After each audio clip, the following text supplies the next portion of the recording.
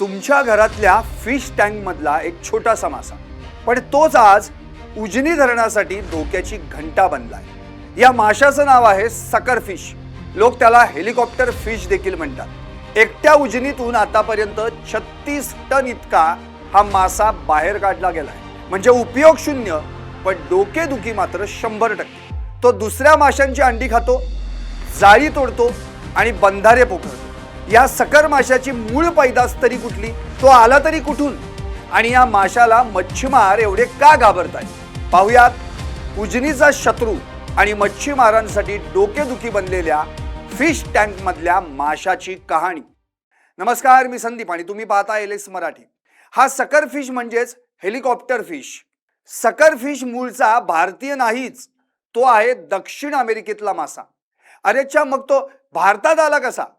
अहो, fish tank मधून लोक या माशाला घरातल्या फिश टँक मध्ये छान छान म्हणून वाढवतात आणि जेव्हा त्याची वाढ पूर्ण होते तेव्हा योग्य विल्हेवाट न लावता थेट नदी धरणात सोडून देतात। मग काय, बघता बघता तो इथला राजाच बनला की राव। एकतर याच्या अंगावर काटे असतात, हात लावला की इजा होते। बरं, हा खाण्यालायक तर बिलकुलच नाही। त्यापासून फक्त तेल बनवता येतं आणि सर्वात भयानक गोष्ट म्हणजे तो इतका घातक आहे की तो बंधारे आणि शेतीचे बांध सुद्धा पोखरतो। आता हा सकर मासा उजनीची डोकेदुखी कसा ठरतोय आणि मच्छीमारांचं कसं नुकसान करतोय हेही पाहू। उजनी धरणात सकर माशाची पैदास ही स्थानिक मच्छीमारांसाठी मोठी डोकेदुखी ठरली आहे। तो इतर माशांची अंडी खातो, शिवाय दुसऱ्या माशांची लहान लहान पिलं पण खाऊन टाकतो। त्यामुळे उजनीतील स्थानिक माशांचं प्रमाण कमी झालंय। हा मासा जाळ्यात अडकला तरी जाळं तोडून बाहेर निघतो, त्यामुळे मच्छीमारांच्या जाळ्यांचं मोठं नुकसान होतंय। शिवाय हा मासा बंधारे पोखरत असल्याचं अभ्यासात समोर आल्यानं थेट धरणालाच धोका निर्माण झालाय। गेल्या 5 वर्षांपासून मच्छीमार या समस्येला तोंड देत आहेत। दिवसेंदिवस ही समस्या वाढतच चालली आहे।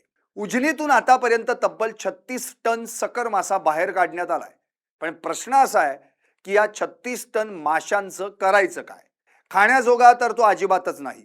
वापर काय तर फक्त माशांचं खाद्य आणि तेल निर्मिती।